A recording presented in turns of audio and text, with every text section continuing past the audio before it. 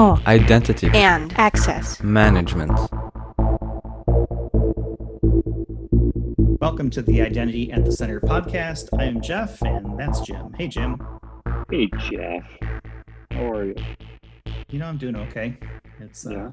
Thursday, so one more day to the weekend. If there is such a thing, I'm not sure at this point. When's the last time you've gone outside?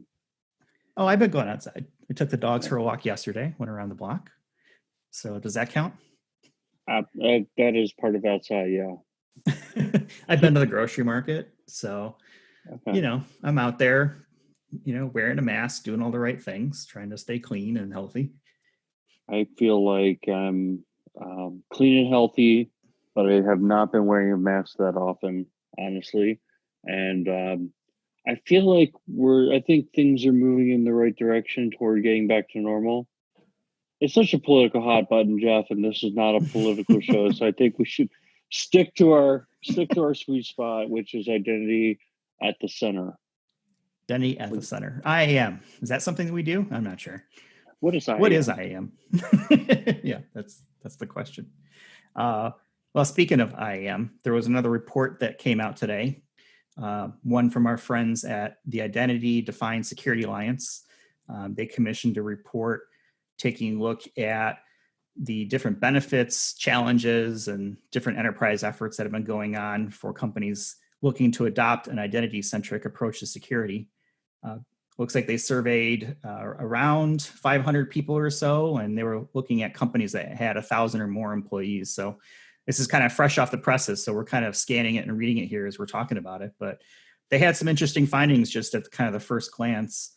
I think the most important one, then probably the one they lead off with, is 94% of these respondents have said that their companies have experienced an identity-related breach, which, that's everybody. It's a high percentage. And the other thing on top of it is, I think, to back up the train a little bit, and you talked about who completed this survey, and these are people who are in the trade, right? These are people who are security professionals and kind of would know. 94%.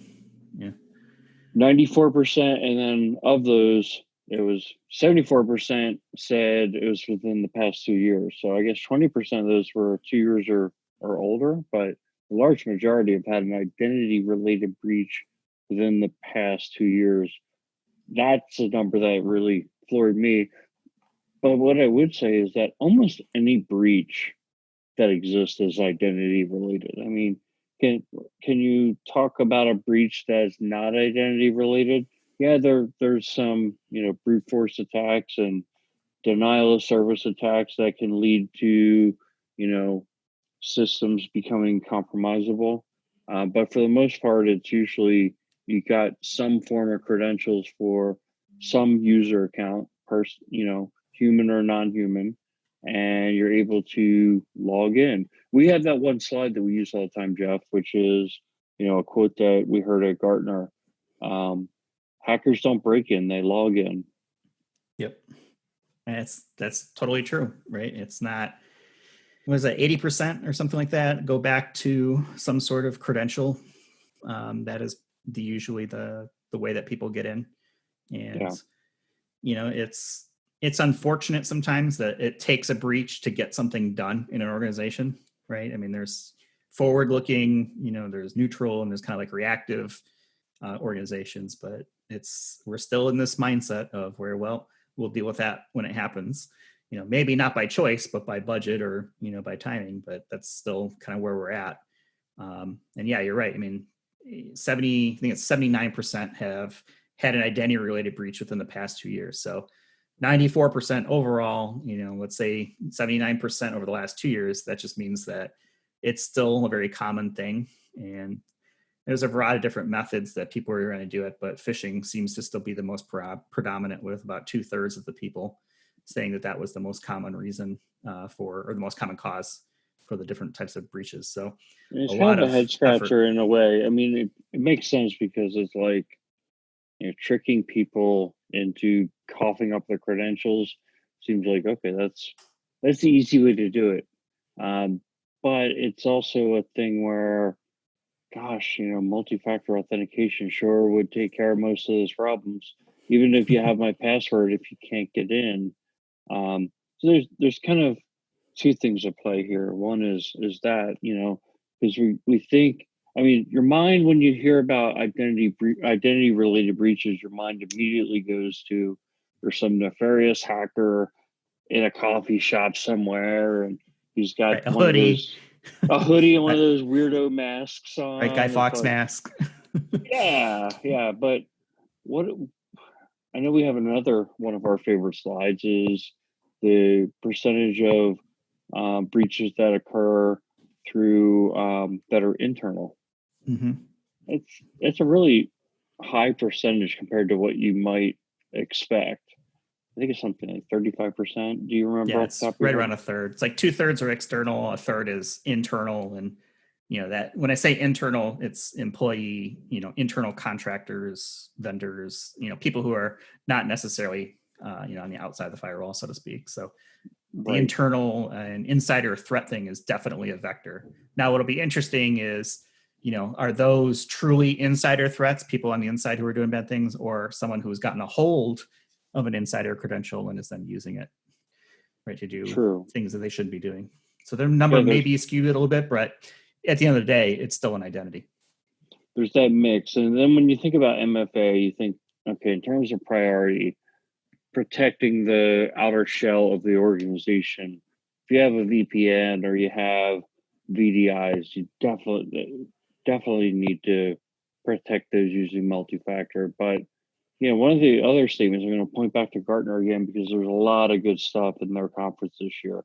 But one of the quotes that really stuck with me is that the new baseline norm is MFA everywhere. Mm-hmm. So what does that mean? That doesn't mean that every time you go to a new application, you have to use an authenticator app or something like that. But what it does mean is that you have a session that has gone through MFA. So if I go over to your desk, I see you wrote down your credentials on a piece of paper, and then I go back over to my desk and I go to log in with your credentials, it's going to see the new device. Mm-hmm. From an adaptive perspective, I need to prompt you not only for your credentials, but also for your second factor. And so it should stop. So really it's a combination of factors that go into this, but MFA has got to be, the core of the solution here. But the thing is, Right. it can't just be a piecemeal approach, or you're not really solving this entire problem. Yeah, I mean, MFA should be standard, but it's still surprising to me how many established organizations still just don't have it ingrained as prevalent as it probably should be at this point. I can understand smaller teams, especially with the rush here to work from home, or smaller organizations, with the pandemic and having to work remotely, et cetera, having to scramble if that's not something that was part of their daily life before. But it's still surprising how many, big organizations just don't have MFA to the level that you would think they would at this point. One of the kickers here is we're kind of looking over the report, and 99% of the people believe their identity related breaches were preventable. Right. So, that tells you that it's like, okay, yeah, we should have done something about this, but we didn't, or we hadn't yet, or something along those lines. So, I don't know if that's good or bad, right? I guess it's good in the fact that there was an answer, bad in the fact that, nobody decided to apply the answer in the time before the breach hit. Yeah, how does that quote go? That hindsight is 2020. Hindsight's 2020. Had you known that MFA could have prevented things, you obviously would have done it. Or, I think what happens is a lot of times we in the security field, we're going to point out this is what we need to do, but we're not the ultimate decision makers on whether or not to spend the money for that. Um, Mm-hmm. when I saw that number, the 99%, I didn't know whether to look at it as like, wow, or wow, that's almost everybody, or if it was to look at it as like, what's up with that other 1%? What are these hacks that Right. happen, these breaches that happen that could not be prevented? And where I came down is that I think how people, these are human beings that were filling out the survey, And we run into people all the time who, with what you and I do is we work with clients, all different industries, and with people who represent different parts of the business. But let's just talk about information security and people even within the same organization. But as we go from place to place, some people are very optimistic and some people are very pessimistic. Mm-hmm. That's one of the things. But 99% is almost 100%. Almost 100% of these breaches people felt like could have been prevented. But one of the things, kind of the next level in this document that talked about what was the main thing that they thought could be done to prevent breaches, or something like 75% of the people selected user education. Yeah. Awareness training. Awareness training is usually the biggest one. Yeah, there's kind of a hook within the document, which was like, all right, guys, so what you're saying, I thought this document is really well written, because it wasn't like, hey, we're just going to take it and whatever people said, we're just going to accept that. Because it kind of said, all right, guys, 75% of you were saying that it was the user's fault for falling for this. You're, in other words, yeah, we should have done more training because these stupid users went and got phished. Well, there's other way. What about MFA? Right. To me, there could have been having some controls to help with it, right? Right. If you had MFA in place and the person coughed up their credentials, it really wouldn't have mattered. Yeah. So I thought it was kind of cool that this document just didn't accept the answers as is, but threw that out there. But on the same token, I do think that security awareness training is critically important, because, as much as Gartner's saying the new baseline is MFA everywhere, I hardly ever see organizations that actually achieve that.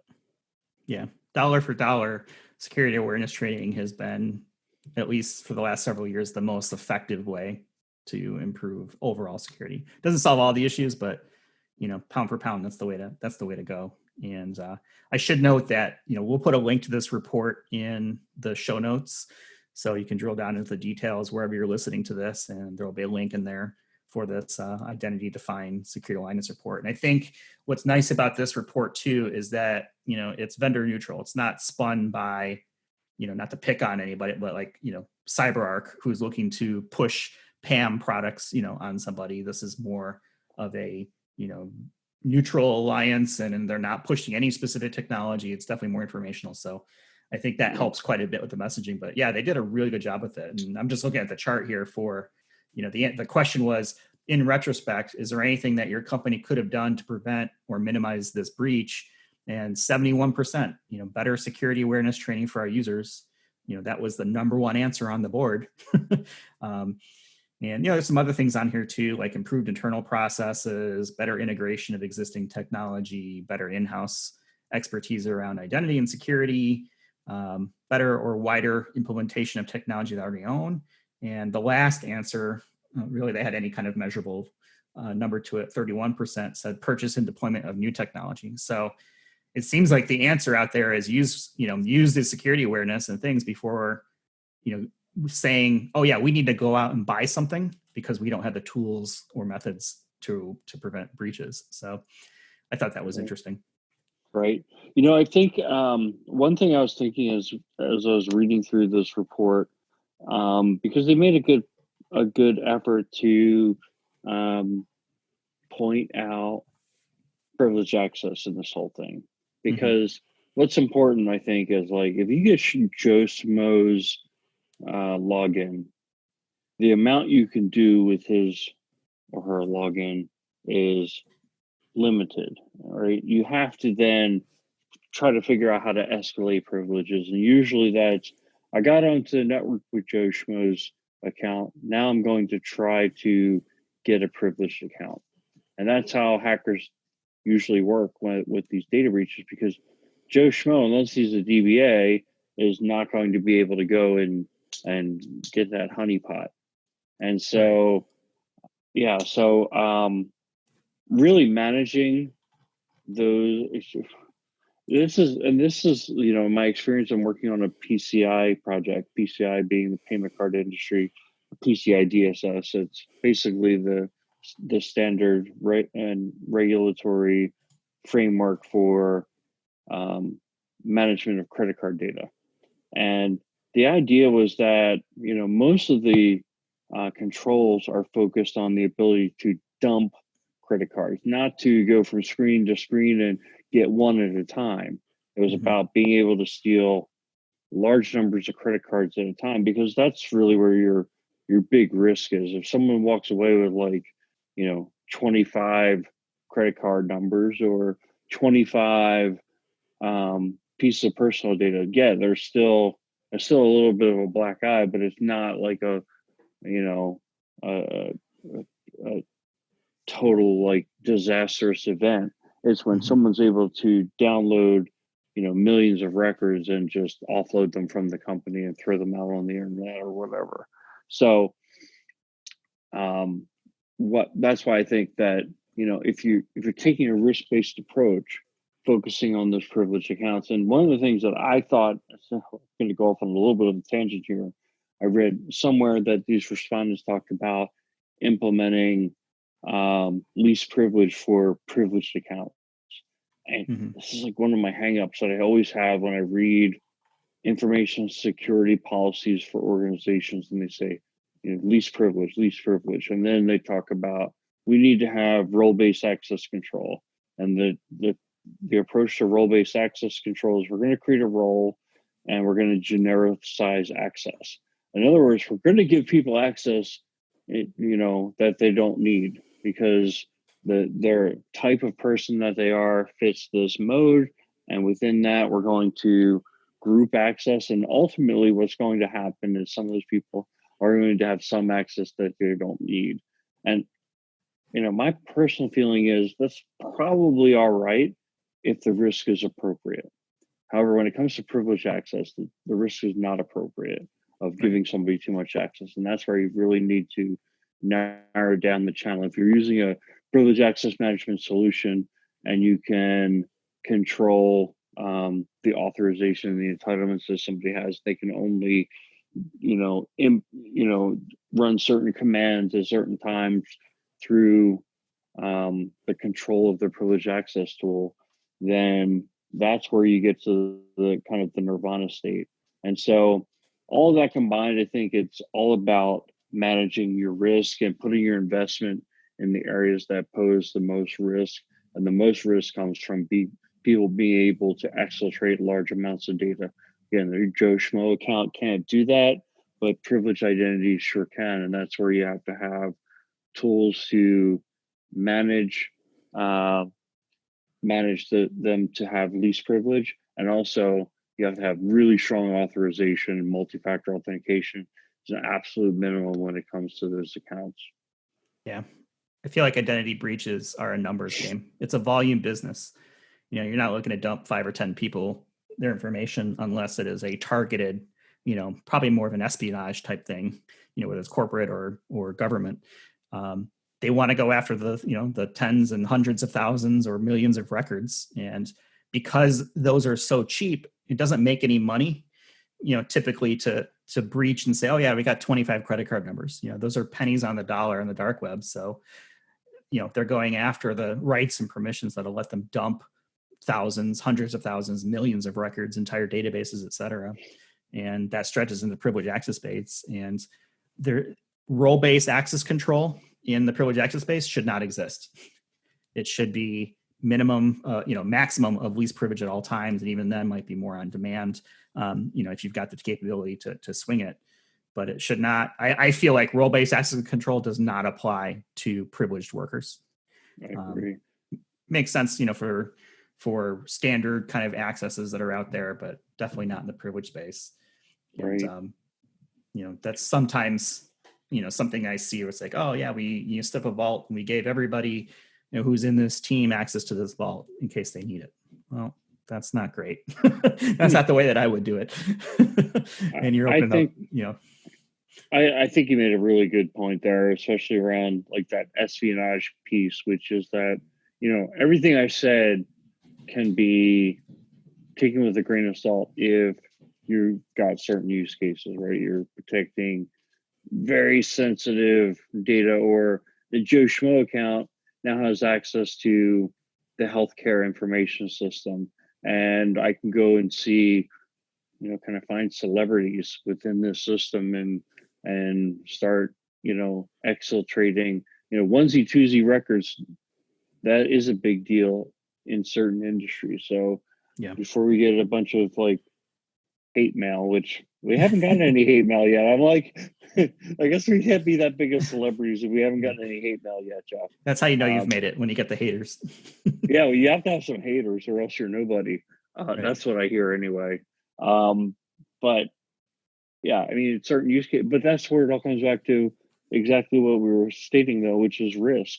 Like you have to know your risk. You have to know your risk profile. And if single individual accounts do pose high risk, and it shouldn't be every account, right? It shouldn't be like every account in your Active Directory poses a huge amount of risk.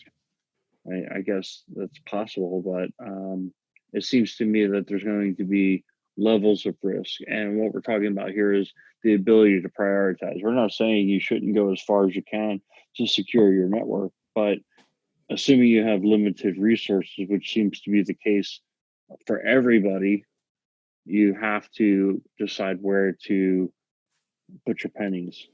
Yeah, that is a good point. I think knowing where your secrets lie and what's important is a big part of being able to protect it. If you don't know what those are, that should probably be one of the first things you work on is, what are we trying to protect and does it make sense? There's an article today, I think I saw in the paper today, which is May 14th. There is some, and I'll butcher this, I'm sure, because I don't have it in front of me, but there was a law firm that got hacked, and apparently they fell victims of some ransomware and have had some of their data dumped, including, contracts and things like that. And apparently they do work with celebrities. So I'm sure there are probably sensitive things in there, right? Attorney-client privilege type things.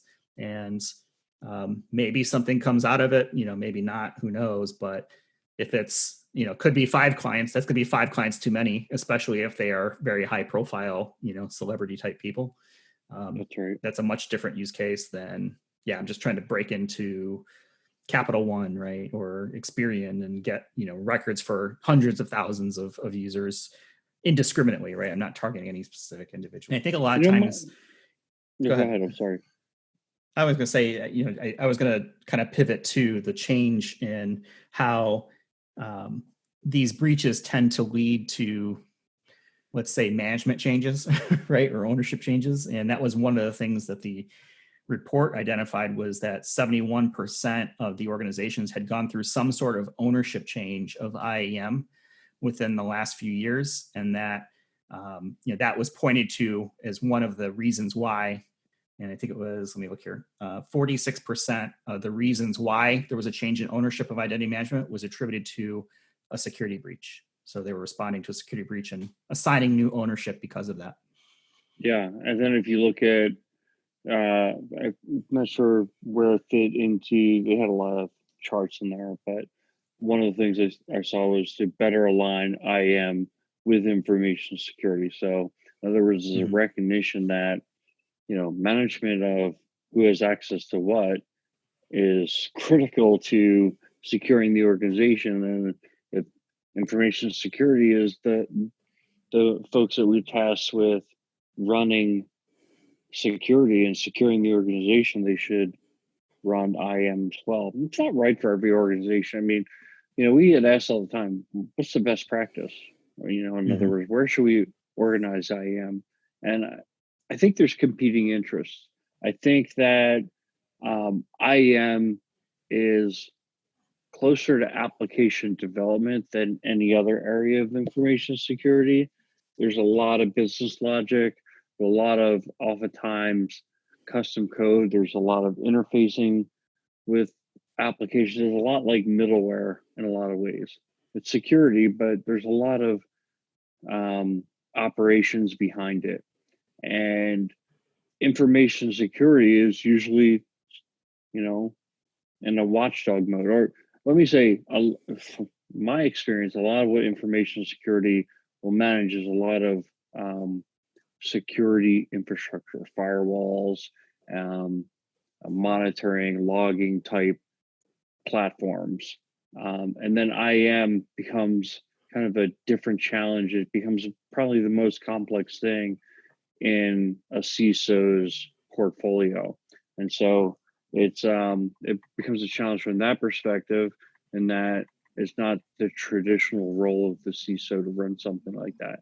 On top of that, IS's role, relative to business applications is kind of as a watchdog to make sure things are being done according to security protocol, according to security policies and standards. And what you have is a potential conflict of interest where you have application middleware that you're the owner of and you're the watchdog for.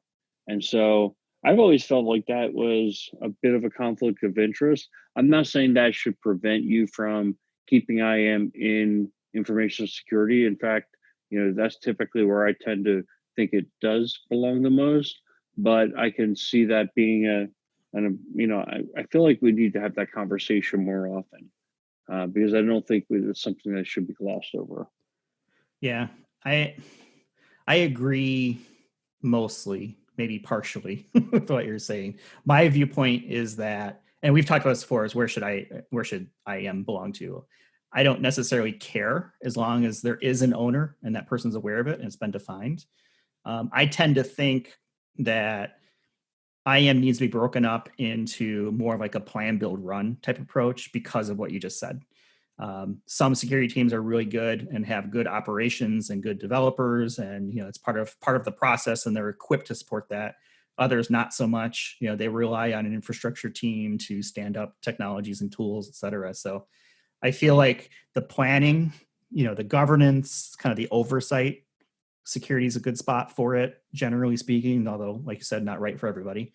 And parsing out the build and the run, potentially keeping in security or letting other organizations run it as long as, they're following kind of the rules of the road. And the reason I say that is because I feel like security has a better understanding of security challenges around identity and access management. Again, not always the case, but you would certainly hope that security has some capability in that regard to be able to guide people along the right way rather than developing processes or standards that are insecure or not as secure by design. So, even if, let's say, IT security is not part of the IAM planning or governance model, they should at very minimum be part of the stakeholders of like a steering committee or a key influencer in how those things get developed and implemented at the organization, whether it is policy, standard, or even technologies. You brought up a really good point there that information security groups are evolving and do have a lot of the personnel now that maybe traditionally they didn't have, but the security tools are evolving and they do have the developers within InfoSec now. The other thing DevSecOps is kind of a newer thing, right? Yeah, the other thing is like I think you can be flexible in terms of I think you can be flexible in terms of delivery. Not organizations don't have to have everybody reporting to one person in order to work on that one person's projects, right? You can have a kind of a matrix organization. You can use developers from other organizations to work on IAM and still have IAM organizationally fall into information security. I think that's all right too. I think it's really hard though. A few times. I think that's we've hard seen though. It a few times. I've seen it a few times, but it requires really good coordination between groups and a very clear understanding and of the RACI of how that's going to work. Because every time you have shared resources, there's always a competition for time, right? And whether that's there or not, if an individual feels like they're splitting time between two different things, sometimes it doesn't work out as well. So I agree that it should be there, but it requires a lot of coordination between the teams that are sharing resources and really having that understanding of, what's the priority for individuals to be working on. Absolutely, yeah, and one of the things that it's an area that requires experience. So you can't just it's not like custom development where you can swap resources in and out. It's more Right. like ERP where you have to, and usually IAM gets very platform specific after you get onto whatever vendors you're going to move forward with, and then you need people who really understand how those systems work. And so you can't have new developers kind of coming and going all the time. Otherwise, without that continuity, you're not going to have a whole lot of success, I don't think. Yeah, exactly. I think those were the highlights for me when it came to this report. Is there any other highlights or any other comments you want to bring out there before we wrap it up for this week? Um, yeah, just the I'm not sure I really understood this coming out of the report on how they determined what a forward-thinking company was. Mm-hmm. But one of the things they talked about was that companies that are forward-thinking, I'm doing the quotes even though I know this is audio. The forward-thinking companies were much less likely to um, have had a breach within the past year. I think that's indicative of, what that says to me is companies that invest in planning and getting ahead of things are less likely to be breached. Uh, that certainly makes sense intuitively. Again, there's so many factors that go into building a survey and like how they classify what a forward-thinking company was. Was it Right. simply that they asked the respondent, is your company forward-thinking?"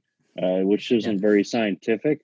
But at the same time, I think if you know you're in a company that doesn't invest in technology and you now have had a breach within the past year, um, that's maybe how it was developed. Do you know more about how they came up with that?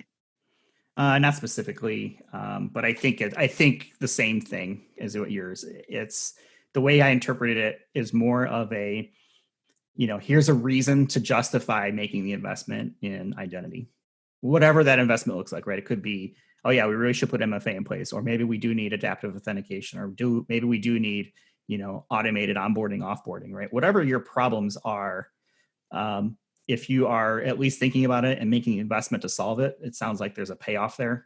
I would want to probably read the report a little bit more and try to discern it. But the way I saw that question was, here's, if you're looking for some justification to make an investment, here you go.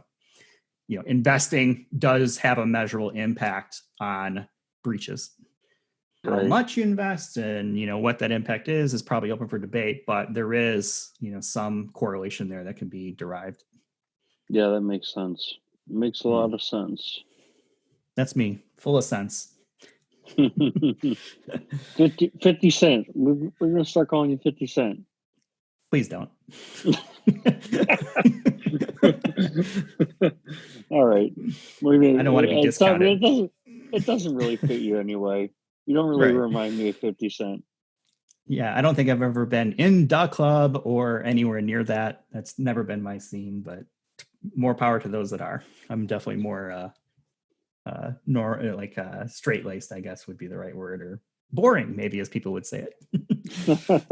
Do you know what though? You're comfortable in your skin. Hey, I am who I am, and that's all I am. That's Was that a Popeye. pun That for I that am? that's Popeye. Oh, is I it? am Okay. who I Well, am, and that's all I am. Yep. yep. And then I squeeze a thing of spinach and eat the whole thing at once. I've never seen you do that. All right, we've gotten really crazy here, so it was probably a good spot to leave it for right now. Um, we'll go ahead and wrap it up. You've been listening to Popeye and Jim from the IM side, That and makes me wimpy, right? Popeye and Wimpy or I Bluto. guess I don't know. You seem to know an awful lot about it, so as the foremost expert on Popeye, I'll defer to you. I'll take it. Okay. All right, we'll go ahead and leave it for this week, and we'll talk with y'all in the next one. Thanks for listening.